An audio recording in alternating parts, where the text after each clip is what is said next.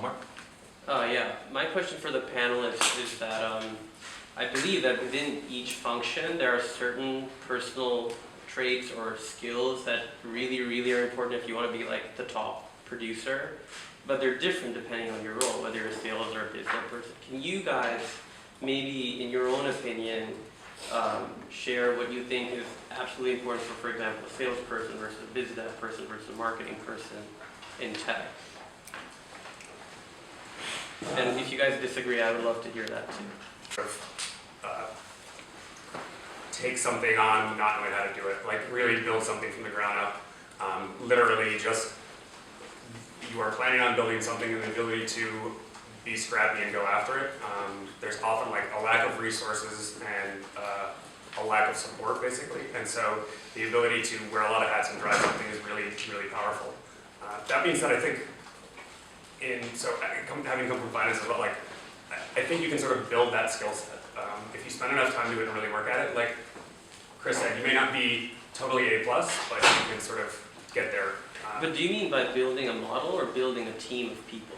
Like, what are you building? Or building a deal? A product, a program, a deal. Like it depends on what you're trying to build.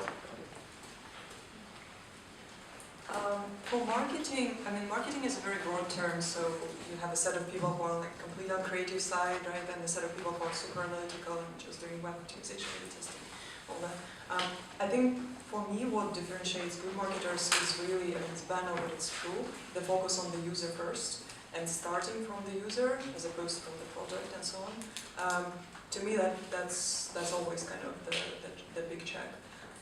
Another role that kind of I guess I can speak about is product management, and so I did that as well in Dropbox. And there it's quite different. I think for product management, the ability to speak different languages, and not speaking like Russian English, but that helps. That helps too, sometimes, yeah. But at least in my experience, working with business people and then working with engineers and then working with designers and doing it like through the day and completely switching mindsets and these languages, that's probably the key to that. Yeah, I think about somebody's in a customer-facing role, so that's sales or BD or some flavor of that. Do they just completely get consumed by the customer's problem? So they get excited to go out and talk to customers and talk about their problems. Maybe they don't solve their own problems as much. They like to talk about others. It's one of those character things we look for. Run away from your own problems, go solve somebody else's. I'm not projecting my own.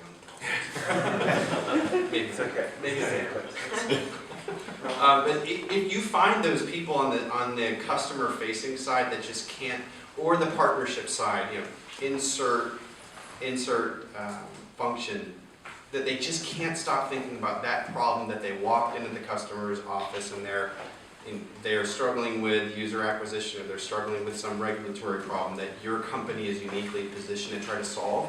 And you just get so fired up, or that person gets so excited to come back and try to solve that. And they define the win by whether what you provided helped fix that customer's problem. That is like a pretty high indicator of success for that job.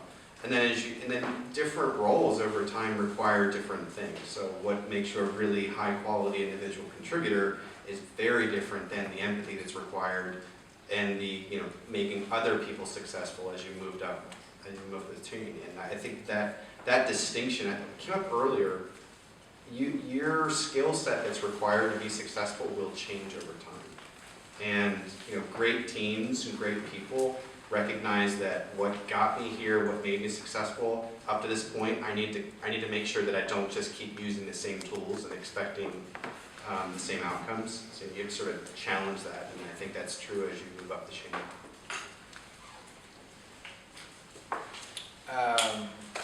So mine would be more of the founder CEO thing. I think it was Ben Horowitz talking about it's as natural as making Jolly Ranchers. So a lot of it is